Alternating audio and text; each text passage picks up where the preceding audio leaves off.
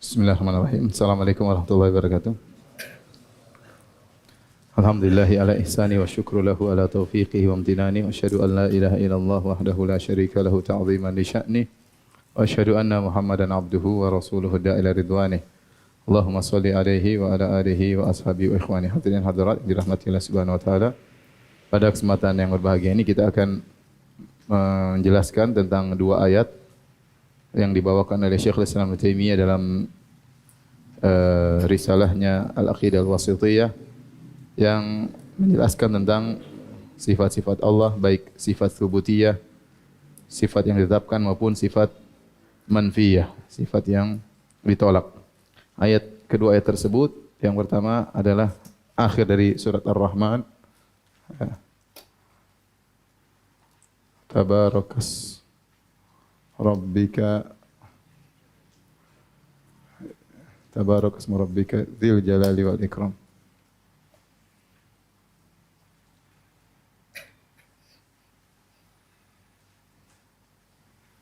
Ayat yang kedua dalam surat Maryam ayat 65, Rabbus samawati wal ardi wa ma bainahuma fa'buduhu wastabir li ibadatihi hal ta'lamu lahu samiyya. Yang pertama kita bahas ini dulu ya.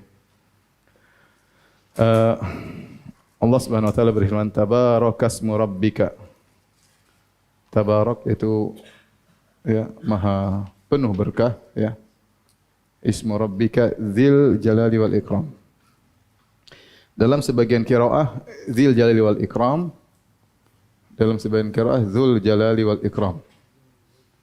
Maha suci atau maha berkah nama Rabbmu, pemilik al-jalal keagungan dan pemuliaan. Al-jalal artinya keagungan, al-azamah, ikram artinya pemuliaan.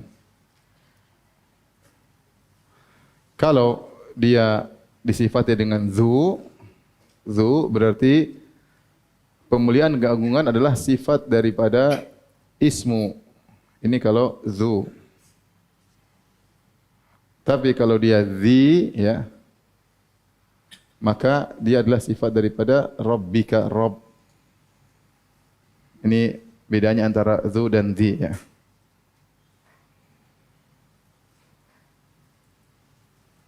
Di dalam sebagian qiraah zi dan sebagian qiraah zu. Kalau zu artinya maka maha berkah nama Rabbmu, namanya yang memiliki keagungan dan pemuliaan. Tapi kalau zi maha berkah nama Rabbmu, yang Rabbmu pemilik keagungan dan kemuliaan.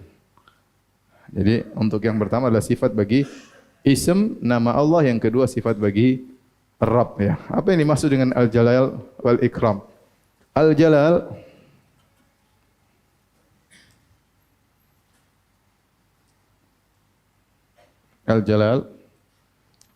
ada khilaf atau dua pendapat ya. Ada yang mengatakan dari jalla jalaluhu, jalla jalaluhu ya. Ada yang mengatakan dari ajalla ijlalan. Dari jalla, dari ajalla. Jalla al-jalal atau ajalla. Ajalla atau jalla. Kalau jalla berarti dia fi'il lazim ya. Fi'il lazim itu tidak membutuhkan objek.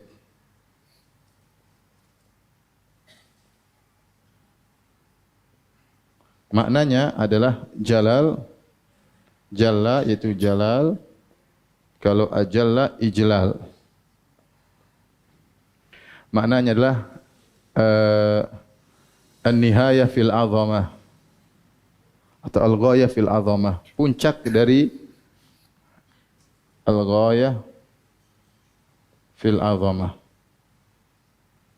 puncak keagungan.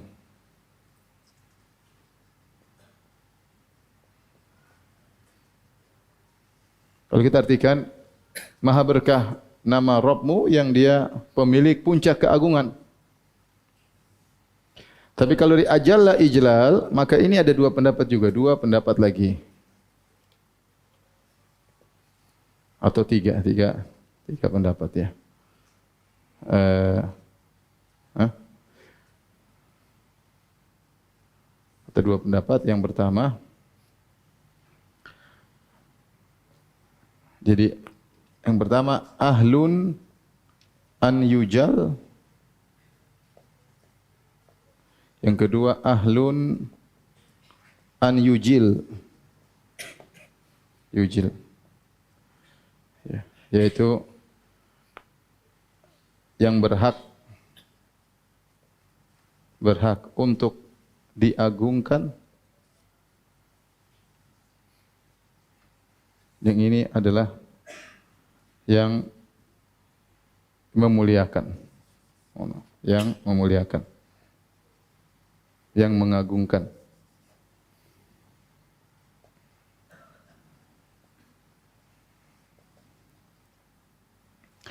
Yang mengagungkan di sini juga ada dua pendapat, maksudnya an yujilla nafsahu, dia mengagungkan dirinya,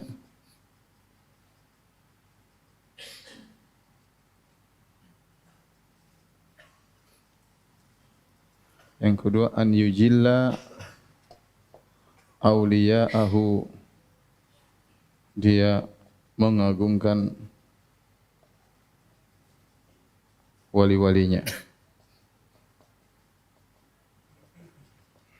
Ini kira-kira makna dari al-jalal ya. Menurut pendapat ulama, jadi kalau kita mau simpulkan ada 4 pendapat ya. Pendapat pertama, pendapat kedua, pendapat ketiga,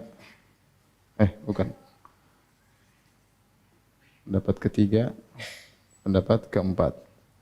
Syekhul Islam Taimiyah memilih pendapat yang ini.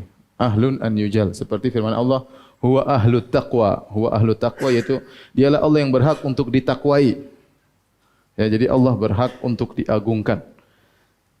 Namun semua ini maknanya benar ya. Allah Dzul Azamah, tabarakasma rabbika dzil jalala ay dzil azamah. Dialah maha berkah nama Allah, pemilik keagungan ya, atau pemilik yang berhak untuk diagungkan ya, karena sifat-sifatnya yang mulia ya. Atau Allah mengagungkan dirinya sendiri, atau Allah mengagungkan wali-walinya. Allah memuliakan wali-walinya, ya Allah. Seperti itu. Adapun al-ikram sama, al-ikram juga ada 2 pendapat. Ya, ada maksudnya ahlun an yukram atau an yukrim. Sini memuliakan wali-walinya. Kalau di sini berhak untuk dimuliakan.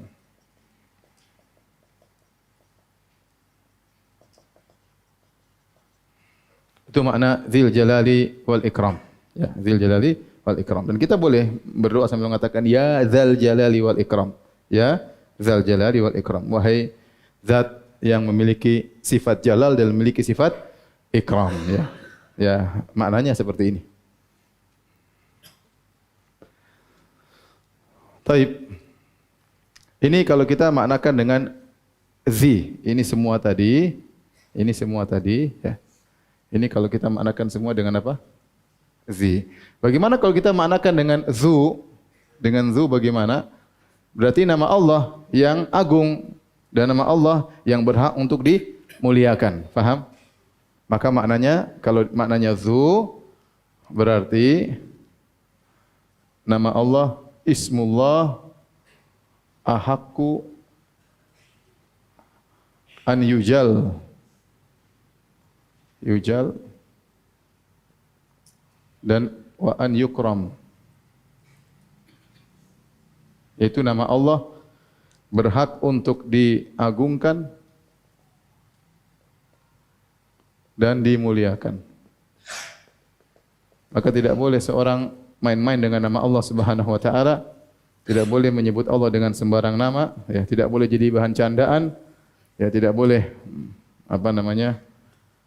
merendahkan nama Allah, karena Allah adalah namanya memiliki agungan, ya, dan nama Allah berhak untuk dimuliakan.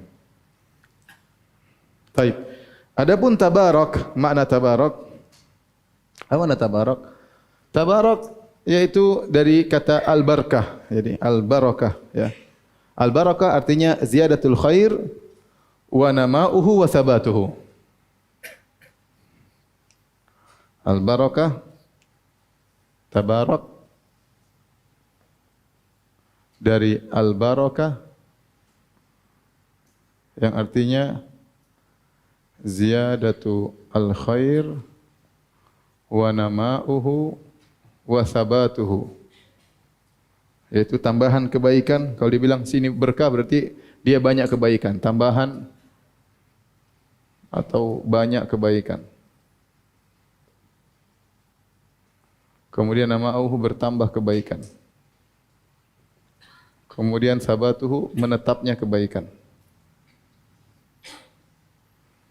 Sebagian ulama mengatakan ini dari al-birkah. Al-birkah itu adalah air yang jumlahnya besar dan dia menetap semacam danau kecil, itu namanya al-birkah. Jadi kumpulan air yang banyak menetap, maka disifati dengan berkah. Kalau berkah berarti kebaikan yang banyak yang menetap. Dan Allah disebut dengan tabarak karena dia adalah wahibul barakah. Allah secara zatnya berkah dan Allah yang berhak menentukan makhluknya mana yang berkah, mana yang tidak.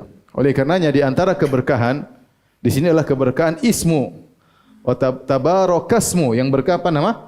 Allah Subhanahu wa taala. Maka kalau orang ingin memulai kegiatan hendaknya dia dengan bismillah. Karena nama Allah berkah. Karenanya hendaknya ya nama Allah mendatangkan keberkahan.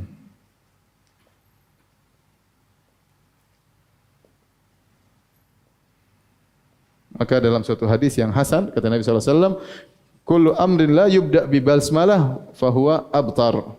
Setiap perkara yang tidak dimulai dengan bismillah maka dia akan terputus. Maka seorang minimal dia memulai segala kegiatan mengatakan apa? Bismillah, apapun ya. Ya bismillah. Kalau dia ada doa khusus, ikuti doa khusus tersebut. Kalau enggak ada doa khusus, minimal dia bilang apa? Bismillah. Karena nama Allah itu berkah. Terutama pada hal-hal yang penting seperti menyembelih, maka wajib untuk mengucapkan bismillah. Karena kalau tidak mengucapkan bismillah maka jadi bangkai. Wala ta'kulu mimma lam yuzkar ismullah alaih. Janganlah kalian makan yang tidak disebut nama Allah di dalamnya. Jadi kita mulai dengan bismillah sambil kita menghadirkan tabarakasmu rabbika. Bahwasanya nama Allah itu penuh berkah. Kalau kita mulai, insyaallah Allah beri keberkahan dalam kegiatan kita. Baik, ini ayat yang pertama. Di sini kita bahas ayat yang kedua.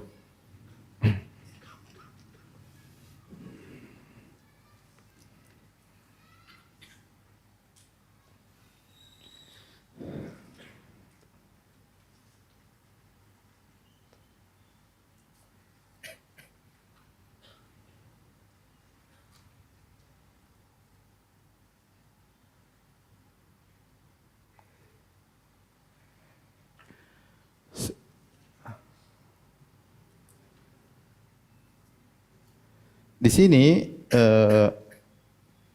apa namanya? Ibnu Taimiyah beliau lebih condong kepada makna ini bahwasanya Allah berhak untuk diagungkan. Ahakku an yujal. Ya. An yujal. Ya. Dan ini menunjukkan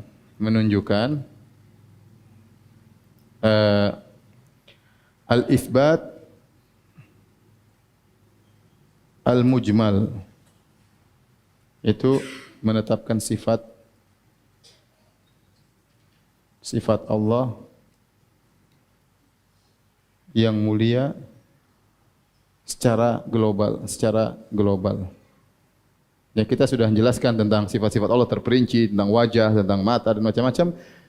Di antaranya Allah terkadang menetapkan sifatnya dengan global. Pokoknya Allah harus dimuliakan. Sudah global.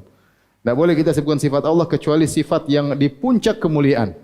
Karena dia yang paling utama untuk dimuliakan. Ini menetapkan sifat Allah yang apa, sifat subutiyah tapi yang mujmal.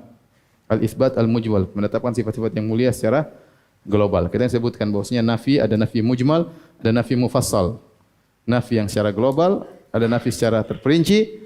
Penetapan sifat juga gitu, ada sifat yang terperinci, ada sifat yang global. Ini contoh penetapan sifat yang global. Bahwasanya Allah berhak dimuliakan dalam segala hal. Tapi kalau sudah tolong dihapus ya.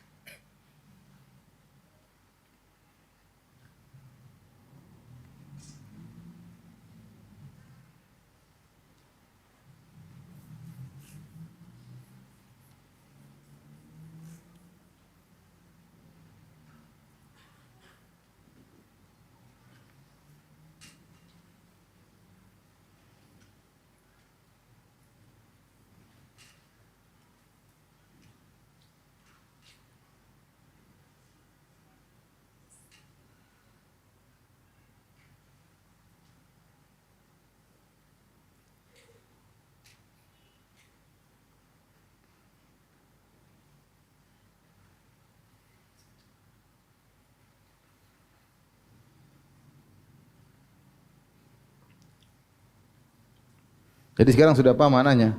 Allahu Jalla Jalaluhu. Sudah paham? Jalaluhu bisa artinya tadi banyak pendapat ya. Baik. Sekarang kita bahas pada ayat yang kedua. Allah Subhanahu wa taala berfirman, Rabbus samawati wal ardi wa ma bainahuma fa'buduhu wastabir li ibadatihi wastabir li ibadatihi hal ta'lamu lahu samiyya.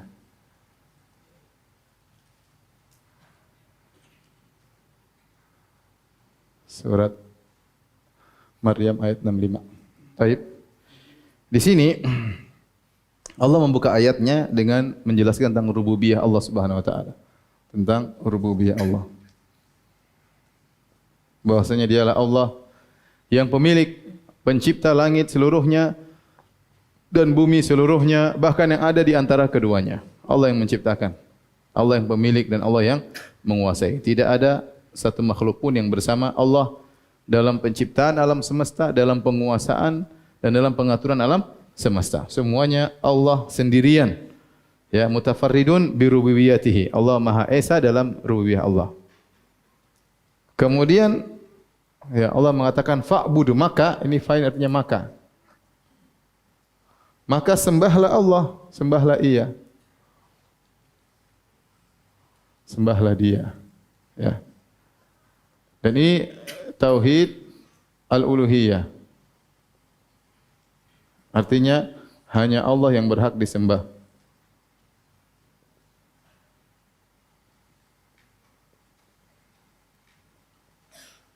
Hanya Allah yang berhak disembah. Ini menunjukkan, ya, di sini menunjukkan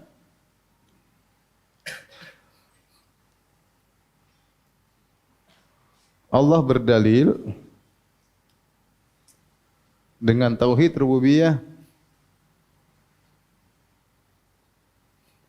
untuk tauhid uluhiyah. Ini suatu yang sangat logis. Kalau Allah sendiri yang menciptakan langit dan bumi, kalau yang menciptakan alam semesta, Allah yang mengatur, Dia yang berhak disembah. Kalau memang ada yang sama seperti Allah, ya sembah tidak apa-apa.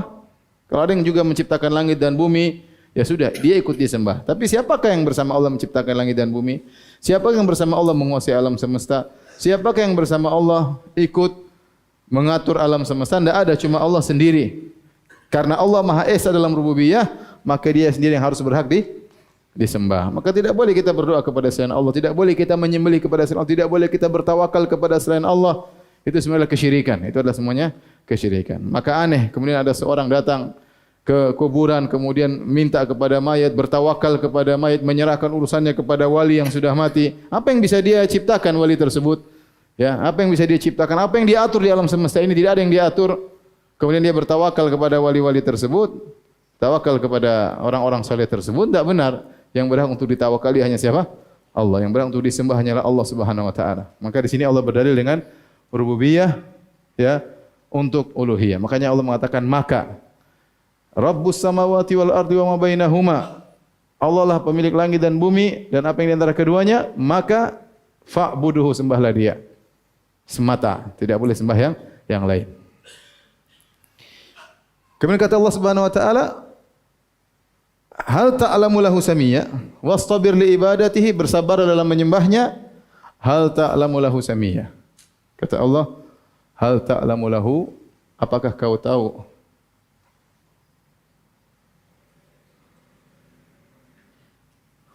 ada yang serupa dengan Allah? Samiyya ini ada dua tafsiran. Tafsiran pertama maknanya, apakah kau tahu ada yang namanya seperti nama Allah? Dan tafsiran lebih tepat, apakah kau tahu ada yang musammiyan lillah? Apakah kau tahu ada yang sama dengan Allah, serupa dengan Allah? Ini adalah istifham ingkari, jawabannya tidak ada. Ini adalah hal istifham al-ingkari, jawabannya ini tidak perlu jawaban karena diketahui, jawabannya tentu tidak ada. Nah, hal ta'lamu lahu samiyya ini adalah, ya, nafyu al-mujmal. Tidak ada yang serupa dengan Allah Subhanahu wa taala. Sudah pernah kita bahas contoh-contoh ayat tentang nafyul mujmal. Contohnya, contoh-contoh ayat tentang nafyu global, penafian yang al-mujmal. Mujmal maksudnya global ya. Penafian global. Di antaranya firman Allah Subhanahu wa taala, hal ta'lamu lahu samiyya. Contohnya, walam yakun lahu kufuwan ahad. Tidak ada sesuatu pun yang serupa dengan dia. Contohnya firman Allah Subhanahu wa taala, fala tadribu lahul amsal.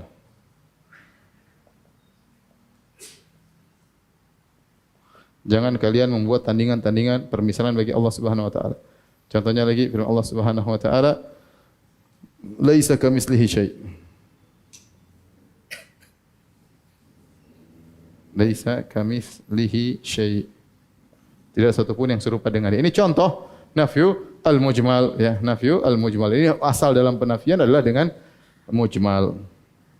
Kalau kita memuji seorang raja, kita bilang tidak ada yang serupa dengan engkau. Ini puncak dalam pujian, ya tidak? Tidak serupa dengan engkau artinya sifat-sifatmu sangat mulia. Maksud dari nafyul mujmal ada untuk menetapkan lawannya bahwasanya tidak ada yang serupa dengan apa? Allah Subhanahu wa taala, karena Allah Maha sempurna. Timbul, kenapa tidak ada yang serupa dengan Allah? Maksudnya apa? Kenapa tidak ada yang serupa? Ada yang serupa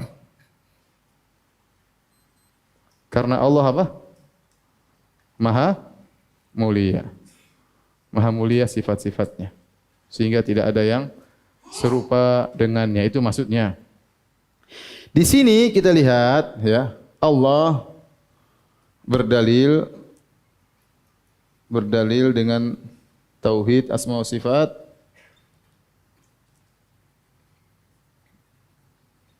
untuk menekankan tauhid uluhiyah. Tauhid uluhiyah. Tauhid uluhiyah. Jadi Allah membuka dengan tauhid rububiyah, terus Allah menyebutkan tauhid uluhiyah, ya. Kemudian Allah kuatkan dengan apa? Tauhid asma wa sifat. Penekanannya adalah fa'buduhu. Dalilnya sebelumnya dan sesudahnya. Contoh pendalam tauhid uluhiyah seperti dalam akhir surat Al-Hasyr. Allah mengatakan, huwallahu allazi la ilaha illahu. Sungguhnya dialah Allah yang tidak ada yang berhak disembah kecuali Dia. Baru Allah sebutkan dalilnya. Alimul ghaibi wasyahadah, huwar rahmanur rahim. Semuanya nama-nama Allah, sifat-sifat Allah. Allah tetapkan dulu, baru Allah berdalil dengan tauhid apa? Asma wa sifat. Karena kalau Dia yang maha ini, maha anu, Dia yang berhak itu disembah. Jangan sembah yang lainnya. Kalau ada yang semisal Dia, sembahlah yang semisal Dia, enggak ada masalah. Tapi enggak ada yang semisal Allah Subhanahu wa taala. Jadi terkadang Allah menetapkan tauhid uluhiyah dengan tauhid rububiyah, berdalil dengan tauhid rububiyah. Allah Maha Esa dalam rububiyah, dan ini Allah Maha Esa dalam tauhid asma dan sifat. Maksudnya apa? Allah Maha Esa itu tidak ada yang menyaingi Allah. Allah ilmunya maha berilmu. Maha Esa dalam sifat ilmu tersebut. Orang punya ilmu tapi tidak seperti ilmunya Allah Subhanahu wa taala, ya. Ini maksud dari ayat ini. Baik.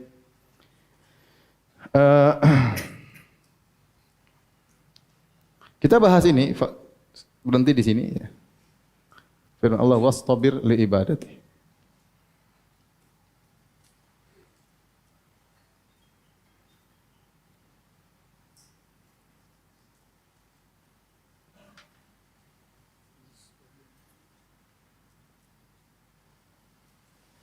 Wastabir li ibadatihi. Kata Allah, fa'buduhu wastabir. Artinya apa? Bersabarlah. Wastabir. Bersabarlah dalam beribadah kepadanya.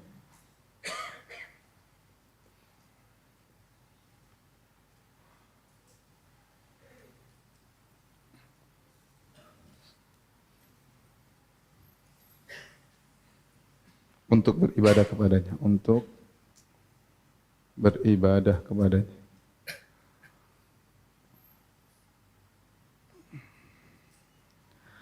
Wastabir dari ta wastabara, tetapi orang Arab susah mengatakan wastabara karena shad sudah bengkok, akhirnya wastabara. Jadi boleh wastabara dengan wastabara. untuk memudahkan pengucapan. Wastabir, bersabarlah, yaitu tambahlah bukan sekadar wasbir, tapi tambahlah kesabaranmu. Ini ada ziyadatul huruf menunjukkan ziyadatul makna. Allah tidak mengatakan wasbir tapi wastabir. Jadi wastabir yaitu tambahkanlah apa?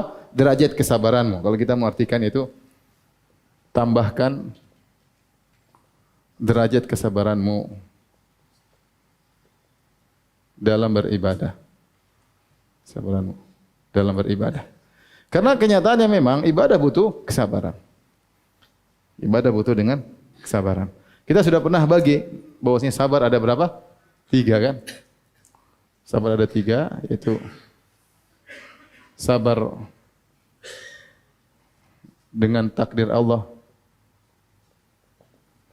atau yang menyedihkan, maksudnya tentang musibah. Ada juga sabar dalam meninggalkan larangan Allah. Sabar dalam meninggalkan larangan Allah. Larangan Allah. Kalau bahasa Arabnya as-sabru an ma'siyatillah. As-sabru an ma'siyatillah. Ini juga butuh kesabaran. Kalau ini as-sabru ala aqdarillah. Ala aqdarillahi al-mu'limah. Yang ketiga adalah sabar dalam menjalankan ketaatan. Ketaatan.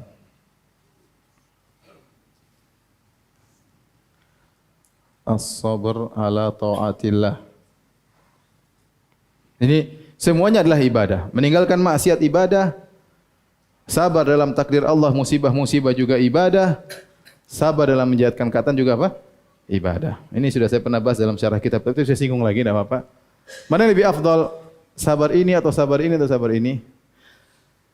Secara jenis, 2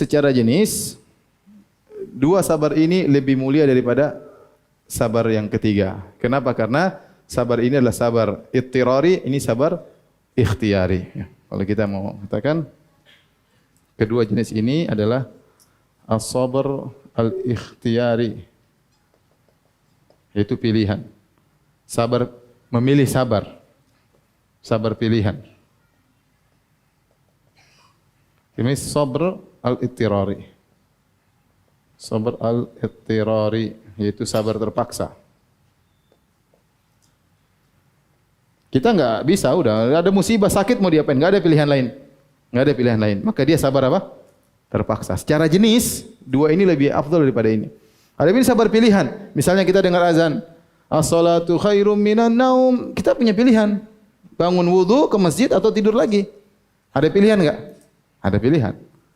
Sama, kita as-sabr ala ma'siyati, sabar ma'siyatillah. Kita lihat film, tahu-tahu YouTube ada film, sabar mau klik atau enggak kan kita pilihan kan? Ya enggak? Coba sedikit.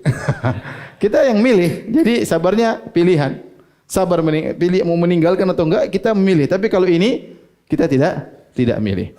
Maka secara jenis 2 sabar ini lebih afdal daripada sabar ini. Oleh karenanya kata para ulama, Nabi Yusuf alaihissalam tatkala diuji dengan Zulaikha lebih besar pahalanya daripada tatkala dilemparkan dalam sumur atau di penjara. Kenapa? Dilempar dalam sumur enggak ada pilihan. Ya udah lempar sumur, selesai, mau diapain. Tapi kalau diuji dengan Zulaikha, dia punya pilihan berzina atau tidak. Dia punya pilihan berzina atau tidak. Maka kesabaran Nabi Yusuf tatkala digoda oleh Zulaikha itu lebih afdal daripada kesabaran tatkala dilempar dalam apa? Sumur, karena dia tidak punya pilihan. Ini secara jenis, tetapi secara ahadihi, secara prakteknya belum tentu. Terkadang orang diuji dengan musibah sangat besar. Oleh karenanya Allah memuji Nabi Ayub karena dia diuji dengan sabar ittirari. Kata Allah Subhanahu wa taala,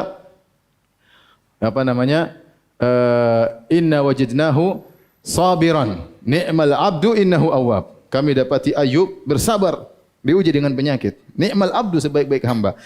Dari jenisnya memang dia kurang sabar menerima penderitaan memang sedikit, tapi itu penderitaan yang sangat apa? Besar. Sama seperti seorang diuji, ya. Tentu mana diuji? Diuji bersabar puasa sunnah atau diuji tatkala anaknya meninggal dunia? Mana lebih besar? Anak lebih berat. Secara jenis iya, secara jenis Ujian menjalankan puasa itu sabar ikhtiari. Dan ini sabar ittirari, tetapi tatkala kita sudah pada praktek satu persatu ini lebih besar. Contoh seperti saya mengatakan bid'ah secara jenis lebih baik daripada maksiat, lebih parah daripada maksiat. Tapi tidak semua bid'ah lebih parah dari maksiat. Ada bid'ah kecil dibandingkan zina ya besaran apa? Zina, itu maksudnya seperti itu. Berarti seorang yang anaknya diambil berat. Makanya Allah berkata kepada para malaikat, "Hal qabattum walada abdi?" Kalian sudah mengambil anak hambaku? "Hal qabattum samarata fuadihi?" Kau sudah mengambil buah hati hambaku? Kata para malaikat, "Na'am ya Rabb." Iya benar. "Madza qala abdi?" Apa yang dikatakan hambaku? "Hamidaka wastarja." Kata para malaikat, hambamu memujimu dan mengatakan inna lillahi wa inna ilaihi rajiun. Berat. Kata Allah, "Fabnu lahu baitan wa sammuhu baital hamdi." Kalau gitu bangunkan istana bagi hambaku di surga, sama namakan dengan rumah pujian. Kenapa? Hambanya diuji, anaknya diambil, dia tetap bisa memuji Allah, dan itu super berat ya. Jadi kalau secara jenis memang ini lebih utama, tapi kalau secara praktek terkadang ini lebih afdal daripada yang ini. Ini antara ini dengan ini. Sekarang berikutnya, antara ini dengan ini mana yang lebih afdal secara jenis? Taat atau meninggalkan maksiat? Tergantung. Ya kalau tergantung semuanya tergantung, tapi secara jenis ada khilaf. Antum mau maksa yang bilang khilaf. Ada khilaf. Ada yang ketaatan lebih sabar dalam ketaatan lebih utama. Kenapa? Karena ketaatan itu yang dimaksud oleh Allah ya. Ya, adapun sabar meninggalkan maksiat itu bukan sesuatu yang dimaksud oleh Allah Subhanahu wa taala. Ini sisi pandangan. Tapi intinya dua-duanya namanya kesabaran. Terkadang sabar meninggalkan maksiat lebih berat daripada sabar menjalankan ketaatan. Misalnya seorang menjalankan ketaatan, misalnya apa? Umrah atau haji atau berbakti kepada orang tua, menjalankan ketaatan. Kalau orang tuanya ternyata sudah jompo, cerewet, marah-marah, berat. Ya. Terus meninggalkan maksiat, digoda sama cewek enggak pengaruh. Tapi kalau ceweknya cantik, kaya raya, tinggal depan rumah misalnya, wah itu berat. Berat. Jadi ya dua-duanya berat lah. Dua-duanya apa? Berat. Dua-duanya berat. Taib. Sekarang kita bahas fokus pada ini. Sabar pada ketaatan. Maka ini kita bisa tinjau sabar pada dalam jalan ketaatan dari tiga sisi ya.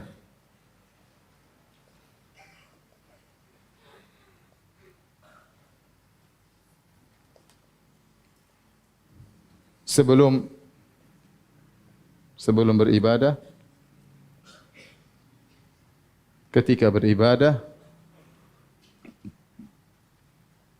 setelah beribadah.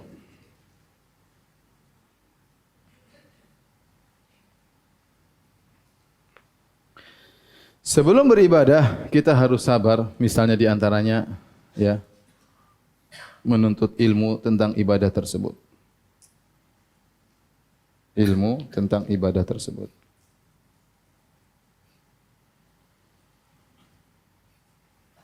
Karena kita ingin ibadah, kita harus tahu, tidak semua orang sabar untuk ilmu. Tidak semua orang mau sholat, dia belajar dulu tentang fikih sholat. Tidak, dia sholat gitu aja. Seharusnya ada, kalau ingin ibadah lebih afdal, harusnya untuk ilmu tentang ibadah akan kita jalankan. Ya.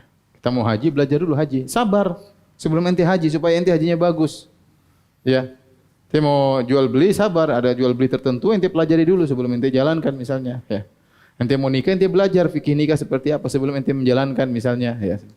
Jadi untuk ilmu dulu sebelum mau sholat yang benar bagaimana, belajar dulu. Ya, kemudian sabar, ya. Ini sabar untuk ilmu, kemudian sabar untuk mengikhlaskan niat.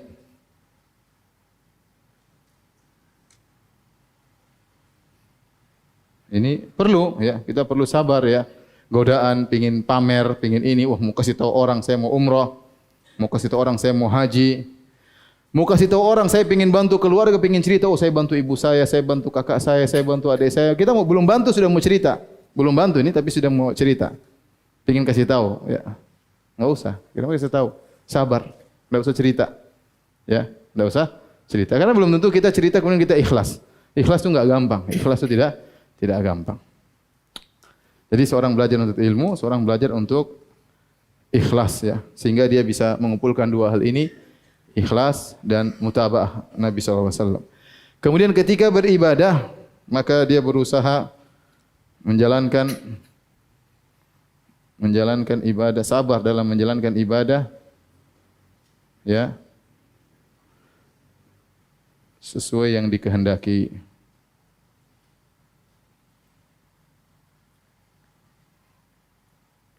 Tidak mudah ya. Kita kebanyakan beribadah bukan sesuai dengan dikehendaki Allah, tapi ingin melepaskan beban. Orang ingin solat yang Allah ingin gimana? Solat Allah itu ingin kita khusyuk, tapi kita ingin segera ya. Kapan segera selesai sehingga salam alhamdulillah selesai. Inginnya begitu ya. Berangkat ke masjid melangkah dengan berat. Jadi kita kayaknya ada beban. Seandainya tidak wajib ke masjid, solat di rumah aja. Cuma karena Ustadz bilang wajib, jadi saya ke masjid. Seandainya Ustadz bilang tidak wajib, udahlah enggak wajib di rumah saja ya. Jadi kita menjalankan tidak sesuai dengan yang Allah kehendaki, tapi kayak beban berat yang ingin kita lepaskan. Harusnya kita lawan itu. Tatkala kita menjalankan ini ibadah, Allah perintah, pahalanya besar, kita berusaha apa? Menjalankannya dengan sebaik-baiknya. Oleh karena ketika kita beribadah juga, kita bersabar untuk menghadirkan muraqabah. Bersabar menghadirkan muraqabah. Ini sangat pengaruhnya luar biasa. Al-muraqabah. Muraqabah itu merasa diawasi Allah. Dilihat oleh Allah. Ya.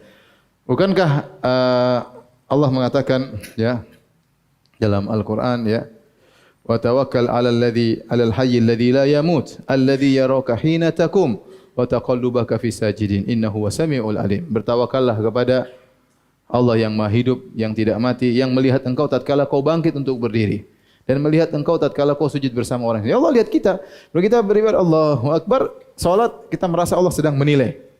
Allah sedang menilai. Itu kalau kita bisa hadirkan akan mudah kita khusyuk. Cuma kita enggak menghadirkan hal tersebut. Ya. Makanya kita sejenak salat kita hadirkan Allah sedang menilai saya, bisa jadi. Makanya Nabi mengatakan sallu salata muwaddi'in. Salatlah seperti orang yang hendak meninggalkan dunia ini. Jadi dia konsen datanglah salat. Toh 5 menit akan berlalu. Mau ente salat dalam kondisi tidak khusyuk, tetap 5 menit itu ente harus jalankan. Mau imamnya lama enggak lama ente jengkel-jengkel, imam tetap aja baca di situ ya. Ya. Mau apa lagi? Ya sudah. Kalau gitu hadirkan bahwasanya Allah sedang melihat saya beribadah. Itu akan mengaruhi kualitas ibadah kita, luar biasa pengaruhnya. Itu terus kita latih ya. Pagi-pagi jam 9 salat duha. Allah lihatnya Allah. Sudah. Jangan sekedar Allah.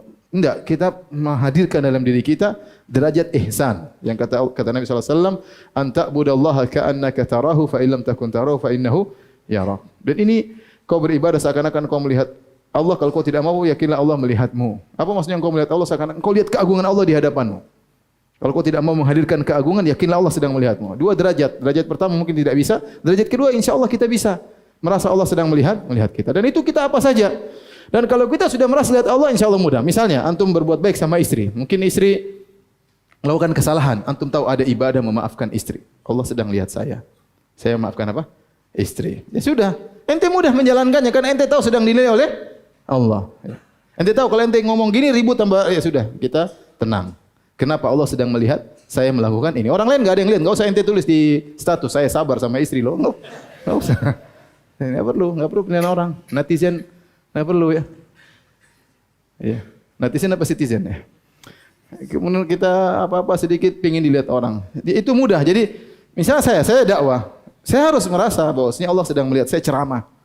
Saya berusaha menyampaikan dengan sebaik-baiknya, saya ingin mencari keridhaan Allah Subhanahu wa taala dan itu berat.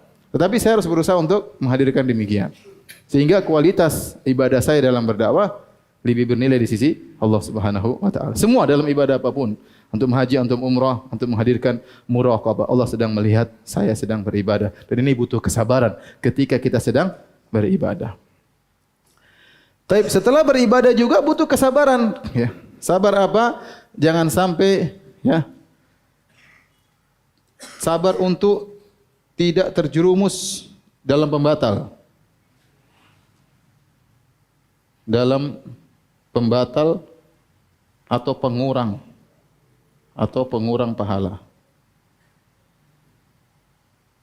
Pengurang pahala. Kita sekarang sudah punya modal, sudah haji, hajinya mabrur. Mungkin ya, kita sudah umroh, umroh sudah punya. Udah pahala, ikut pengajian ada pahalanya, dakwah ada pahalanya, sedekah ada pahalanya, bangun masjid ada. Sudah dapat modal pahala. Ini dijaga baik-baik. Jaga baik-baik ya. Makanya Ibnu Qayyim mengatakan, perkaranya bukan engkau beramal, tetapi perkaranya engkau jaga amal dari perkara yang menggugurkannya atau menguranginya. Itu yang paling penting. Setan tidak peduli Anda beramal sebanyak-banyak, tapi kalau setan gugurkan, sudah setan habis senang. Udah capek-capek gugur, udah capek-capek gugur. Jadi kita konsentrasi untuk bisa bersabar sebelum dan ketika, dan juga konsentrasi tatkala setelah apa? Beribadah ya. Sabar. Sabar untuk misalnya sudah sedekah, jangan man wal adza. Kata Allah, ya ayyuhalladzina amanu la tubtilu shadaqatikum bil manni wal adza. Wahai orang beriman, jangan kau batalkan sedekahmu dengan menyebut-nyebut dan menyakiti orang yang kau bantu. Jangan. Jangan, kita sabar. Mungkin dia bikin jengkel, kita sabar. Kita ngomong sakit hatinya, pahala kita gugur, capek kita sudah berusaha. Ya. Riya, ya, hati-hati. Ujub bisa menggugurkan amal. Bangga, ya, bangga dengan sedekahnya, bangga dengan pengaturannya, misalnya seorang jadi panitia pengajian, dia bangga, yang saya jadi panitia pengajian bagi. Atau dai bangga dengan dakwahnya, dia merasa bangga, dia merasa seakan-akan dia telah berjasa kepada Allah, telah berjasa kepada agama. Kalau enggak ada saya mungkin begini-begini, ya enggak, itu enggak boleh, itu ujub namanya. Enggak ada ente, masih banyak yang lain, tenang aja. Iya, emang ente siapa? Ya, jadi kita harus menjaga amal kita agar tidak gugur. Kita sudah punya modal, jangan sampai gugur. Di antara yang mengurangi amal soleh adalah bercerita. Bercerita dengan ikhlas. Bercerita dengan riya masalah. Karena bercerita dengan riya bisa jadi gugur pahala. Tapi kalau bercerita, kita cerita saja sekedar cerita. Meskipun masih ikhlas, maka pahala berkurang. Dari pahala amalan tersembunyi, nurun menjadi amalan yang diceritakan. Ini dua pahala yang berbeda. Allah mengatakan, in tubdu shadaqati fa ni'mahi wa in tukhfuha wa tu'tuhu al-fuqara fa huwa khairul lakum. Kalau kau menampakkan pahala, menampakkan sedekah itu baik. Tapi kalau kau sembunyikan maka lebih baik. Ini dalil bahwasanya pahala amalan disembunyikan lebih baik daripada pahala amalan yang ditampakkan. Maka di zaman sekarang jangan suka share amalan, jangan suka share amal soleh. Sedikit-sedikit cerita ya. Latih diri kita untuk menyembunyikan amal soleh kita agar pahalanya lebih besar. Kata Nabi SAW, man istata'a minkum an yakuna lahu khabi'un min amalin soleh falyaf'al. Barang siapa yang mampu punya amal soleh yang tersembunyi, maka lakukanlah. Kalau bisa antara engkau dengan Allah. Subhanallah, ada seorang salaf, saya lupa namanya, tapi dia puasa 40 tahun kalau tidak salah, istrinya enggak tahu. Dia puasa sunnah, istrinya enggak tahu. Gimana caranya? Saya lupa namanya, tapi disebutkan dalam Syiar Alam Nubala, disebut dalam buku-buku siar sejarah. Jadi dia keluar di pagi hari, dia minta makan dari istrinya. Dia kerja di pasar, dia khazzaz, penjual baju. Dia minta makan dari istrinya. Istrinya kira itu makan, mau dia iftar di pasar, dia ambil. Sampai di sana dia sedekah sama orang. Sampai sana dia sedekah sama orang. Nanti dia pulang, dia beli makanan dari pasar. Orang kira dia makan sebelum maghrib. Nanti pulang dia agak malam, dia makan malam. Istrinya enggak tahu, selama puluhan tahun istrinya tidak tahu kalau dia apa? Puasa sunnah. Jadi kalau bisa Nabi mengatakan apa? Bayangkan Nabi berkata, rajulun tasaddaqa bi yaminihi, seorang bersedekah dengan tangan kanannya. Fa akhfaha, dia sembunyikan, hatta la ta'lama shimalu ma tunfiqu, sampai tangan kiri tidak tahu apa yang diketahui oleh yang dilakukan oleh tangan kanan. Jangankan orang lain, sebagian badannya pun tidak tahu apa yang dilakukan oleh dia. Ini gambaran yang luar biasa, ya, metafor atau hiperbola dari Nabi SAW bagaimana seorang berusaha untuk menyembunyikan amal soleh ini. Hati-hati. Saya katakan para salaf dahulu, mereka bersusah payah untuk menyembunyikan amal soleh mereka. Sekarang orang bersusah payah untuk pencitraan. Terbalik. Dahulu berusaha payah untuk menyembunyikan amal soleh. Berusaha payah. Ya. Sekarang orang berusaha payah untuk. Ada seorang salaf, subhanallah, dia masuk kamar, dia bawa air. Orang enggak tahu ngapain dia masuk kamar bawa air. Ternyata dia menangis, kemudian dia ingin basuh mukanya dari tangisan tersebut, dia pakai cilak. Yang cerita akhirnya anaknya. Enggak ada yang tahu kalau dia habis menangis. Ya. Ayub As-Sikhtiyani tatkala dia menangis, tatkala dia sampaikan hadis kemudian tiba-tiba menangis, maka langsung dia pura-pura flu. Dia bilang ma asyaddaz zukam, betapa berat kalau kena penyakit flu, padahal dia tidak flu. Ya. Tidak ingin orang tahu bahwasanya dia menangis. Bukan nangis kemudian di shooting. Biar orang tahu saya orangnya khusyuk nangis. Satu dunia tahu saya nangis. Ya itulah kita dengan salaf yang beda-beda tipis tinggal dibalik begini. Baik, demikian silakan azan. Kalau bertanya silakan. Azan.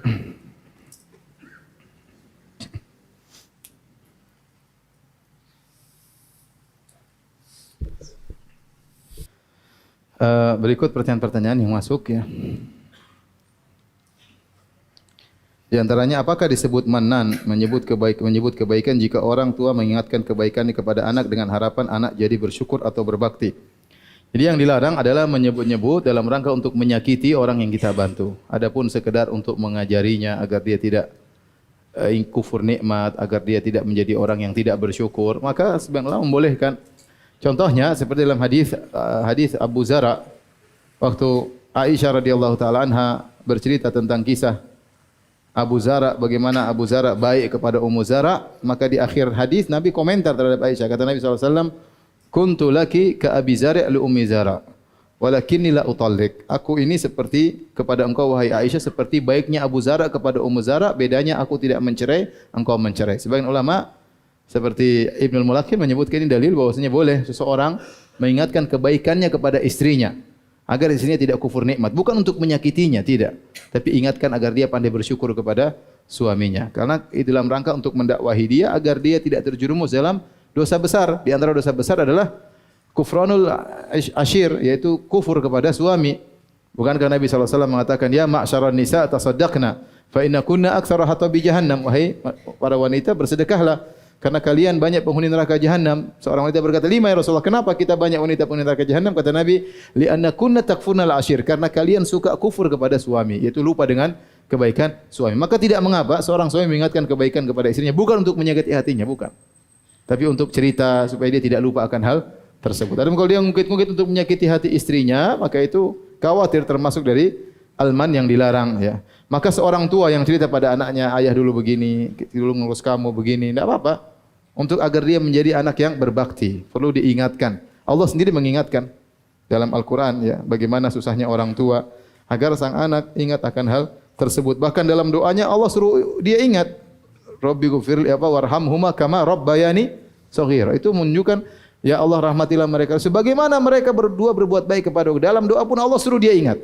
Jadi kalau kita niat cerita kepada anak-anak bukan untuk menyakitinya tapi untuk apa? Mengingatkan agar dia menjadi anak berbakti, insyaallah enggak ada masalah. Betulkah ada hadis yang menyebut bahwa doa yang diiringi memuji Allah dengan Dzul Jalal wal Ikram akan dikabulkan? Saya baru buka ini hadisnya, ada hadis diriwayatkan Imam Ahmad di antaranya dan yang lainnya ya. Dan disahihkan oleh Syekh Al-Albani dalam silsilah sahihah dan juga disahihkan oleh Syuaib Al-Arnaud dan kawan-kawannya dalam Musnad Al-Imam Ahmad. Nabi SAW dari Rabi'ah bin Amir, beliau berkata, sami'tu Rasulullah SAW yaqul alidhu biyadzal jalali wal ikram. Ya. Alidhu artinya ilzamu, yaitu seringlah, perbanyaklah mengucapkan apa ya? Dzal jalali wal ikram. Sehingga kalau kita berdoa, seringlah kita mengatakan apa? Ya, dzal jalali wal ikram. Dan kita paham maknanya dzal jalali wal ikram, yaitu di situ puncak termasuk puncak pujian kepada Allah.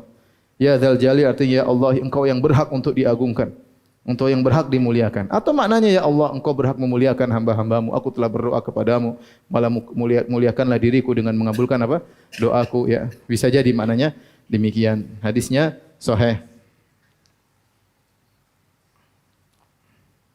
Apa bedanya ujub dengan roja? Ujub beda, roja beda ya. Ujub itu kita merasa punya andil ya. Punya andil misalnya dalam banyak hal dalam ibadah kita ujub, merasa ibadah kita hebat. Kalau orang sering ujub akhirnya dia terjerumus dalam kedustaan. Kalau roja enggak dalam kesombongan. Kalau roja artinya mengharap agar ibadah kita diterima. Ini dua hal yang berbeda. Apakah menyelami mertua membatalkan wudu? Menyentuh wanita tidak membatalkan wudu ya. Tidak membatalkan wudu menurut pendapat yang lebih tepat ya. Adapun mazhab Syafi'iyah menikahi wanita ya yang mungkin untuk dinikahi atau sudah dinikahi maka itu membatalkan apa? Wudu. Adapun kalau menyentuh wanita yang mahram yang tidak mungkin dinikahi secara selama-lamanya, maka kelazimannya tidak membatalkan wudu. Ya. Allah alam, menurut mazhab Syafi'i saya harus cek lagi. Tapi kalau mertua itu mahram, yaitu tahrim bitta'bid, yaitu pengharaman yang selama-lamanya. Kalau sudah menikah dengan seorang wanita, meskipun dia cerai, kita enggak boleh nikah sama mertuanya selama-lamanya. Faham? Karena setelah kita nikah, maka ibu wanita ini tidak boleh kita nikahi selama-lamanya, dia jadi mahram kita selama-lamanya. Meskipun anaknya sudah kita cerai misalnya. Tapi pendapat yang benar bahwasanya menyentuh wanita tidak membatalkan apa? Wudu, ya. Mertua istri tidak membatalkan wudu, kecuali yang menyentuh sambil kentut, ya itu batal.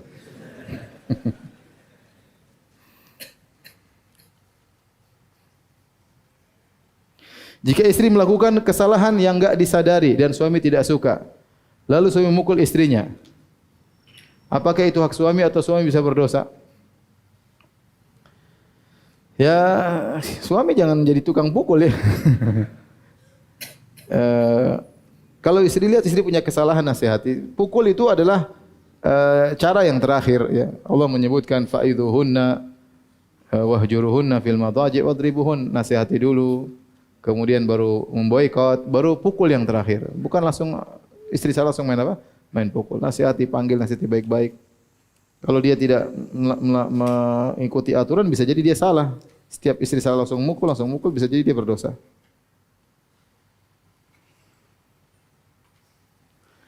Seorang salaf yang menyembunyikan Ustaz tadi cerita seorang salaf menyembunyikan tangisannya dengan bilang lagi flu.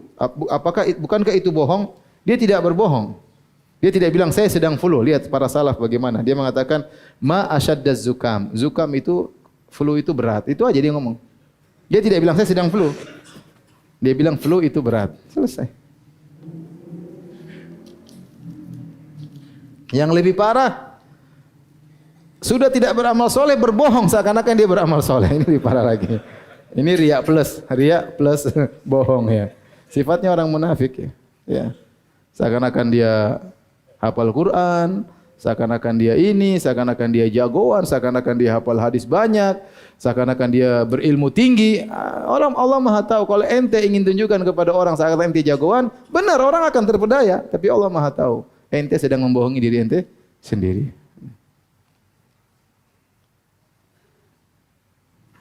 Ada ulama yang berpendapat bahwa jika orang tua penghasilannya haram, maka sepanjang anak belum mendapat pekerjaan, nafkah tersebut halal bagi anak karena akadnya telah berubah ataupun telah terpaksa menerima. Ya, ada pendapat demikian bahwasanya jika bukan semua anak, istri dan anak misalnya suaminya memiliki penghasilan riba, sementara dia tidak mungkin terlepas dari ketergantungan kepada suaminya, maka para ulama sebagian ulama mengatakan boleh dia mengambil hasil dari tersebut, yang berdosa adalah suaminya, dia boleh ambil tapi sebatas keperluannya saja.